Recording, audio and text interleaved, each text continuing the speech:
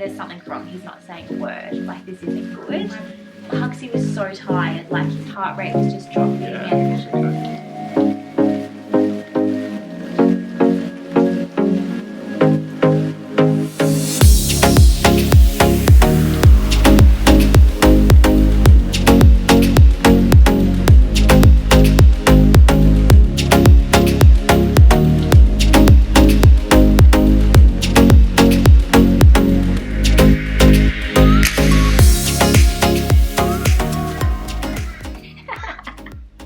I still don't look massive.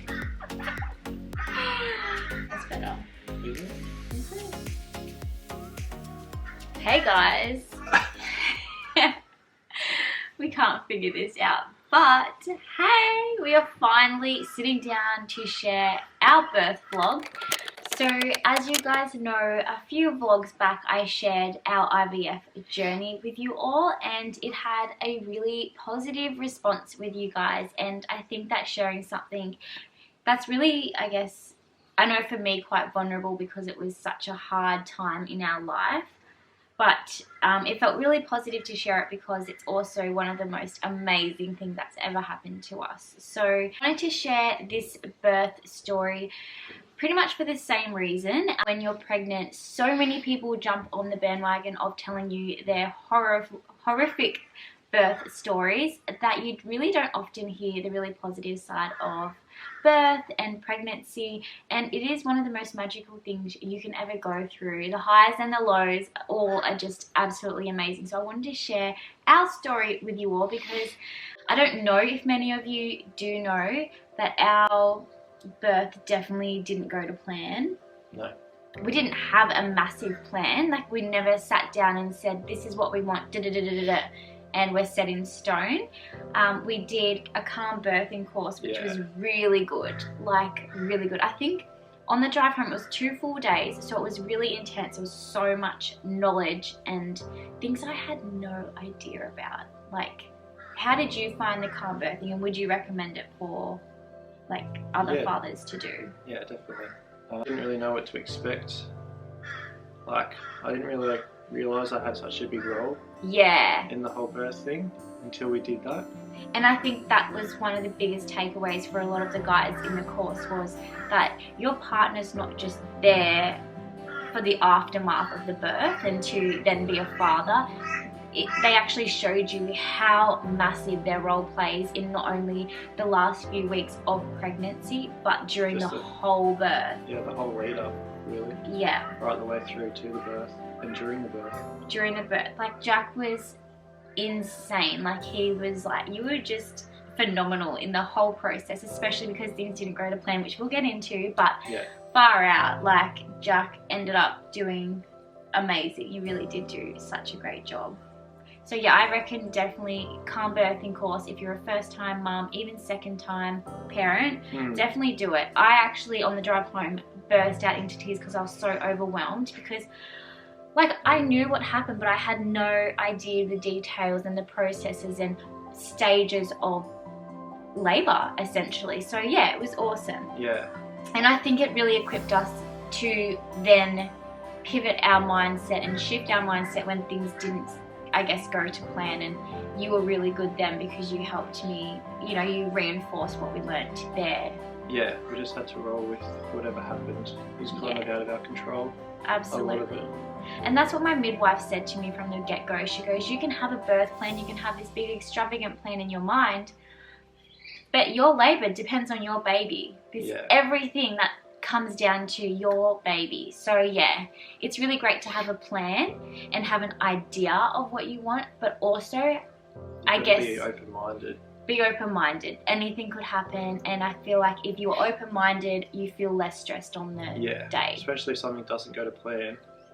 If you're not open to other options, it's going to put you in a bad mindset right from the get-go. Absolutely. We were so lucky to go through something called the birth centre we have here in our Gold Coast Uni Hospital, which means that essentially you are under midwife care through your entire pregnancy, which means you don't have to go to the hospital. You go to their own little private office and have all your appointments there. Yeah. I guess it's more of a holistic approach to having a baby, and the concept essentially is once you birth your baby, you can pretty much go home the same day, if not the next day. If all goes well. Yeah. If all goes well. There's one midwife, but same midwife all the way through. Yeah. So it's really great. You get this beautiful relationship, and yeah, it was really awesome, and it was a great experience. So where to begin? Let's start at maybe the 30-week mark, when I was 30 weeks pregnant. I had a great pregnancy. I love being pregnant. Yeah. Like I always said to Jack, I miss it so much. Like I just want to be pregnant again. No morning sickness? I hardly had any sickness. Like I had definitely days where I was off and didn't feel like eating and all that. But my main pregnancy thing was I had really bad heartburn and indigestion towards the end. Like really bad. And just obviously tired. Like I was so tired all the time, but pretty good. Felt energized every other day. Just loved it. So I think we're at the 30-week mark when we're going in for, I guess, growth checkups, where they measure the size of your belly and listen to the baby's heartbeat. And I was never like huge. Like I wasn't, like some people didn't even know I was pregnant. You're little. Let's be honest, I did not look pregnant for a long time. No. And I started to measure smaller, so they thought that's fine, you know, you're only little. I was a small baby myself. Jack was, you know, pretty small too. Wasn't a massive baby. So they sort of just thought, you know, we'll just keep an eye on it, but it could just mean you're, you know, small baby. And then it just got to our next appointment, and I was still measuring small, but instead of like progressing in the smaller range, I was actually starting to fall behind. Yeah, yeah. So that's when we started doing some growth scans. So going to the hospital and getting another ultrasound done where they checked all the baby's measurements. And they started then to notice that, yeah, Hux was measuring quite small. And at that stage, everything else was fine. So placenta was really good. Blood flow from the placenta was amazing. There was heartbeat was great. Nothing was out of place. So it was just come back every 2 weeks, we'll monitor you. And I remember going in for 36-week checkup. So it was 3 scans after our initial like, oh, something might be happening. And I still remember that appointment because the man we hadn't had him before, doing the ultrasound, didn't look at me once, probably didn't look at you, I'm assuming, didn't say a word the whole time, and didn't even say, would you like to see your baby, which they normally do. Like, I guess it puts you at ease. And I don't know if you remember, but I remember looking at you, like giving you the eyes, and I was like, there's something wrong, he's not saying a word, like this isn't good. And then I think he said to us, when's your doctor's appointment? And we said, oh, tomorrow, we're coming back tomorrow. And he goes, I'm just going to go out and talk to one of the doctors because I think you need to see someone now. Yeah. And then he was gone for ages. Yeah. Yeah. And then he finally came back and he goes, you're going upstairs now, your baby's measuring really small, and it could be a case of he's better out than in. Yeah. And we were just like, oh my God, what the heck? Yeah. So I think we went straight upstairs, and this is all in the same day. I think the doctor came in after what felt like forever and pretty much said, do you remember this? What? Your baby's stomach is measuring really big and the rest of its body is measuring really small. Yeah, something weird. Do you remember that? And then they left for like 15 minutes and we were sitting there like, what the heck? Like, oh my God, like what's wrong? Like, what's wrong with our baby? And then they came back in and said, I'm so sorry. It's actually his head that's measuring really big and the rest of him is small. Because what happens is if they're growth restricted, because they said, pretty much he was growth restricted for unknown reasons, and that happens sometimes apparently. And what happens is if their growth is restricted, the placenta and blood and all the nutrients goes to the most vital part of the body, which is the brain. Yeah. So that's why Just some what we got babies told. can have larger heads when they're growth restricted. So we got told that. I remember you being scared it's going to be a bobblehead. I asked the doctor, I'm like, is he going to have a bobblehead? They said no, and they said if he was born with a larger head, he will grow into it. It'd be fine anyway. Would have loved him either way, but I mean, the picture they painted in our minds was, it was a bit scary. Yeah. And I'm pretty sure they just came in and said, look, we need to get him out now. He's basically stopped growing. He's pretty much stopped growing. I was 36 weeks plus 3 at this stage, so plus 3 days. And they pretty much said, look, he's going to be better outside than in. We're equipped to look after him here. But essentially, he's not going to grow anymore. And then we run the risk of all these other complications if we pursue the pregnancy any further. Yeah. So we're going to induce you tomorrow. Yeah. And we were just like, what? It's 3.5 weeks earlier than we thought. 3.5 weeks early. I was, like I said, I didn't have a plan, but I wanted a water birth if possible. But as soon as they pretty much said he was growth restricted, that just was, thrown out the window. They also threw in the idea that we potentially would have to have a cesarean depending on how he went during the induction. Yes. They started talking about different induction methods. Yeah, so luckily, because of the course we did, the calm birth course, we already knew about what induction was, different ways of doing it and all that sort of stuff. Yeah. I had to get steroid shots to help develop his lungs because he was so small and coming into the world. Anything before 37 weeks they consider prem.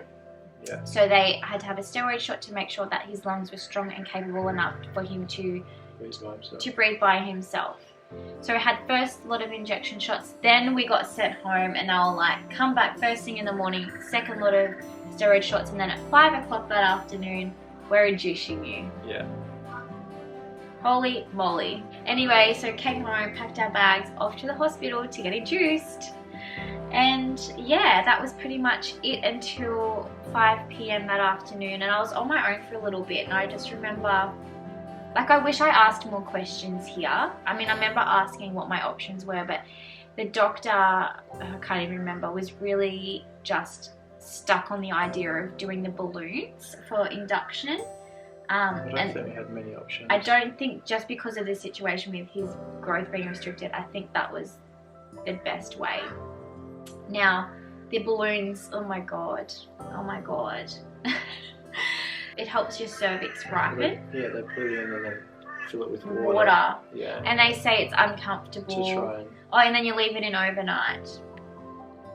Yeah, 6 to 12 hours, I think. Very, very uncomfortable. Oh my god, guys. Like, so apparently it's different for everyone. And I think what happens is you gradually start to get those contractions as your, like, cervix dilates.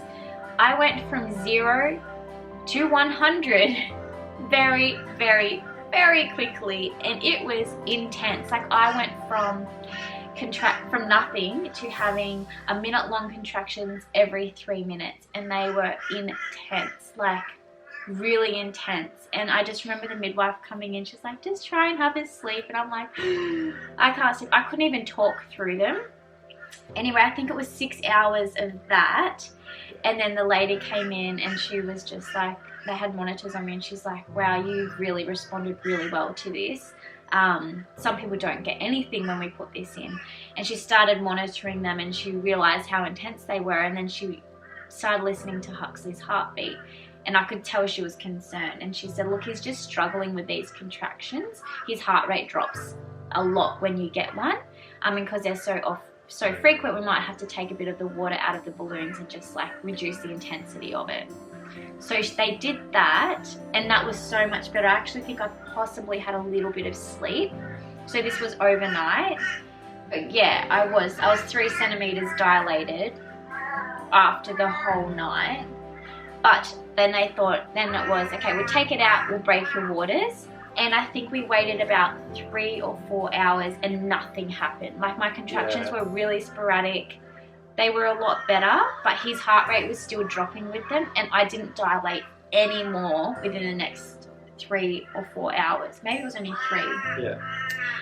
So me being me, I was stubborn.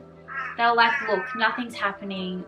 Let's do cesarean and just get him out. And I was like, no, I really want to try. Yeah. I really want to, try for natural birth if I can. So we kept going and his heart rate just kept dropping and dropping. And I think I was getting really tired by this stage. Everyone was getting tired, and yeah, I could hear women having babies. Do you remember that? Like, you hear a crying baby every now and again. And we're just like laying there or just waiting. And my contractions mustn't have been too bad at this stage, not like when they had the balloons. Yeah. I started to get really disheartened because I felt like the natural birth was slowly slipping away from me, and I just remember having a few tears, and Jack just said, look, remember, like, this is what they told us, like, we're all going to the same destination in the same place. It's just that our journeys are so different to get there. And little did I know that they were sort of preparing a cesarean whilst I was still thinking I was having a natural birth, because they've obviously seen this happen so many times. And Huxley was so tired, like his heart rate was just dropping. Yeah, and he wasn't coping at all. He wasn't coping at all, and it wasn't until a few hours later that the doctor, I think I know it was my midwife, she just said to me, like, he needs to come out now, he's not coping, and it's either we do an emergency cesarean now, or we're going to have to knock you out, do the emergency cesarean, and you won't get that skin on skin contact. That was really important to me. So as soon as she said that and said that that was it for him, I just said, yep, let's do it. Yeah, we just wanted the safest way to get him out as soon as possible. Yeah, and I felt like it was within minutes we were in the bloody in the room. And you were wheeled off, and I was in scrubs. I was off getting my scrubs on. And this is where I felt like it really stepped up a notch for Jack, because we already knew from the course we did that if we had an emergency cesarean, or even as just a planned cesarean, there would be a period of time where I would not be with the baby. So yeah, I remember saying to Jack, if that happens and Huxley gets taken away, I want you to stay with him, because you're the only other voice he knows, and I want you to talk to him. And Jack was just like, of course, like, yeah. So we went into the room. We were separated for a little bit. I was starting to get really nervous because I had the epidural. Epidural was all set up. Yeah. That was done. I was numb, couldn't feel anything, which was actually scary. But the anaesthetist was amazing. She stayed with us the whole time. She told me everything. It was just amazing. So I got wheeled in, Jack got scrubbed up, and I guess what happened when they took you away? I was sitting in a room for like 20 minutes by myself. Oh, were you? Yeah, just waiting for theatre to get set up. Okay. If you get wheeled in, everyone to be ready. That was fine. There was literally like 20 people in there. There was a lot of people. And then I remember feeling really sick, and I remember saying to the anaesthetist, I'm going to be sick, and she's like, that's okay, I can fix that. Yeah. And all of a sudden, I think it was just a mixture of nerves, the epidural, and just the adrenaline was really like kicked up a notch then. Yeah. And then that was it. I just remember the anaesthetist saying, like, you're going to feel some tugging, and yeah, you really do, like, even though you can't feel anything, you can feel like the pulling and pushing and pressure, and it's the weirdest feeling ever. And then I just remember, I had like set up so you couldn't see. Not a tarp, but like the sheets and stuff. And I remember they must have finished cutting, and they said, do you want to see? And I was like, what do you mean? Like, I don't want to see myself. Like, I didn't want to pass out. You told them I didn't like blood, so well, he doesn't like blood. Don't look. I think you looked a little bit. Yeah, I hopped up to have a look.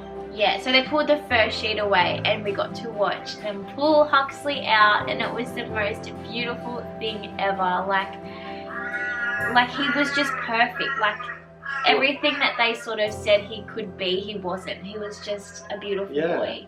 His head wasn't bigger at all. Like, he looked like a normal baby. Just little. But to us, we didn't really know what a newborn looked like, so it just looked like a normal newborn.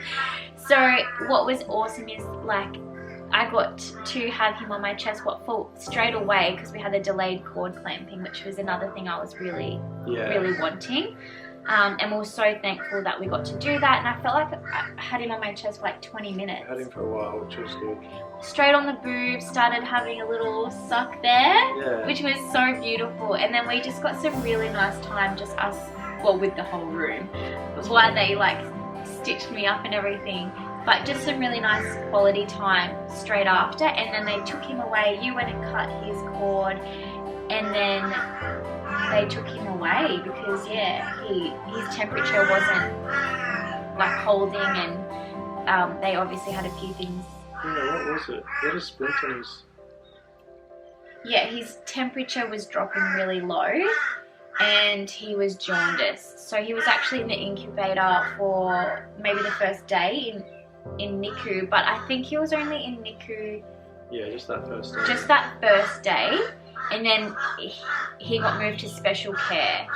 So that's probably where it got a little bit rocky. So then I went to recovery, and then after recovery got wheeled down to see him and you. He was in the incubator, so I think we just... We could open it up and touch his whole hands. Oh my god, he was so small, guys. Like, I'll put a picture here, but holy moly, he was small. He was 5'3", but he dropped a lot of weight after he was born, and because he couldn't hold his temperature, his weight just kept dropping, and he was quite jaundiced. They have like a level, and yeah, he was quite jaundiced. So I stayed in for 3 nights, and Jack got to stay with me, which was incredible because he got to wheel me down every time we went to see Huxley. So Hux had his own room. Hux had his own room, so we didn't have him in our room, and I think I found that really hard. Yeah.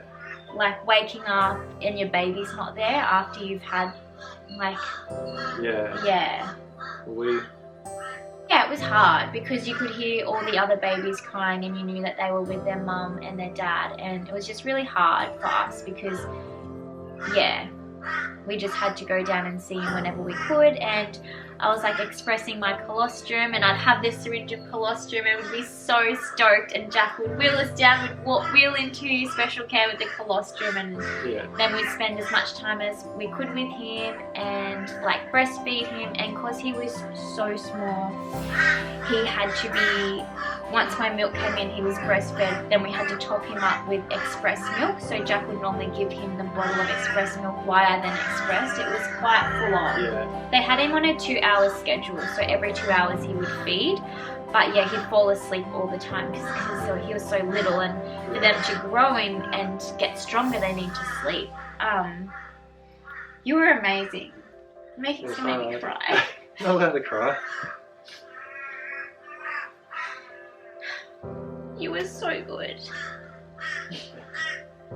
Like, I couldn't have done it without Jack.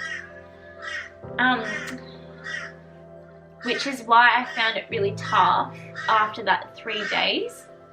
Yeah, that was the hardest bit after those 3 days when... Yeah. Because Huxley's room only had like a little kind of single couch.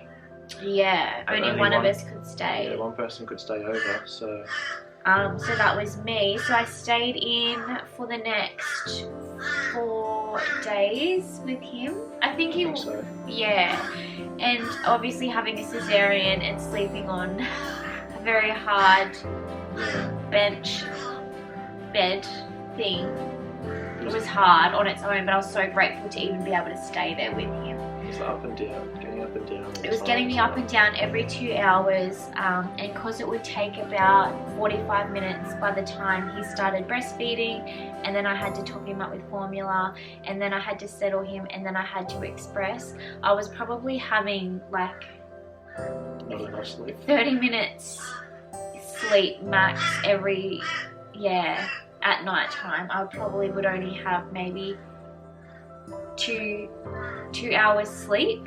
So I was like so exhausted, and I was a new mum, and I was in like this really dark hospital room because obviously there's all these babies who are not well, and Huxley was so up and down those first few days. Like he lost a lot of weight, his temperature wasn't stable, and yeah, he was super jaundiced, so he was under the light and the blanket, and it was a bit scary because we didn't really know what was happening or what to expect, or progress was slow, really. Really slow. It didn't really seem to, it seemed like it took forever for him to put the tiniest bit of weight on. Yeah, like we'd, one day would be real positive, and they'd be like, if he gets to, he puts on this much weight by tomorrow, you can go home, and then we'd get to tomorrow, and then he'd, gone back 3 steps, and It was a roller coaster ride. Yeah, it was back and forwards, a lot up and down. Yeah, and Jack and Mum ended up having to take in turns because they were exhausted too. But just, I was so like, as soon as visitors were allowed, I was like, all right, who's coming? Like, and someone would stay right until the end. And thankfully there was a Ronald McDonald house there, so I was able to go in there and have a shower and have a bit of time away from the beeping machines and have my dinner and like a cup of tea. And yeah, that was good. That was really, really helpful. But yeah, it was really hard. And then eventually, I still remember the day they weighed him, and I think he was like a couple grams off or something. I think he was still like 50 or 100 grams off. And I was like, oh, he's due for a feed. Like, I was just trying to, like, you know, oh, he just weighed. It was that, you know, he would have weighed that just so we could go home. And by the end of it, like, they were really happy with the progress he was making. So we were able to go home. Once we got home, he thrived. Yeah, it was a lot easier for me. So much easier in the comfort of your own home. Scarier but easier. Scarier but easier, yeah. It was a crazy journey, guys. Like, it was definitely not what we intended. We didn't think we were going to have a baby 3.5 weeks early who was growth restricted. Yeah. Didn't think I'd be having an emergency cesarean and then having to stay in hospital for just over a week. And yeah, we definitely had our ups and downs, and there were battles within battles, but like, I would never say it was a horrible birth story. Like, yes, in being induced and all that was, wow, it was an experience in its own. Yeah. But I still wouldn't have it any other way, because he got here healthy. He was happy and healthy, and he really did need to come out and get the help that he got. Yeah. Yeah. It all worked out. If I had any advice, it would just be like what we said before, like, have an idea of what you want, but also be open to the fact that anything could happen. Don't put the pressure on yourself that, you know, it has to be all natural for you to be a good mom, or you have to have a natural birth to have done have done it properly and, you know, birthed a baby that way, because I definitely battled with those thoughts. 100% crossed my mind. Yeah. Like, you know, but I feel at the end of the day, your baby's here. You still are the baby's mum and dad, and no matter what the journey is, you got there. And like, who cares how? Like, at the end of the day, you made the best decisions for you, for your baby, and for your partner, and that's all that matters in the end. So yeah, I hope that, you know, yes, there's people out there that have absolutely seamless births and whatnot, but you know what? Yeah, it's bloody tough, mate. Like, even afterwards is hard, but it's the best experience you'll ever have, and it will bring you close. Like, you'll see your partner in ways you've never ever witnessed them before, and it just makes you love them even more. Like, it's incredible. Yeah. That's pretty much it. Hope you hope you guys enjoyed this vlog, and I just hope that, you know, it does help reinforce the thought that birth isn't as, you know, horrible as some people make out it to be, and, you know, you can make the best out of any situation. You've just got to have that mindset and give energy to what you want, and not focus on the things you can't control, and focus on the things that you can control. And yeah. Alright guys, thank you for sitting down and having this chat with us. We loved sharing that with you, and yeah, see you all in the next vlog. Bye!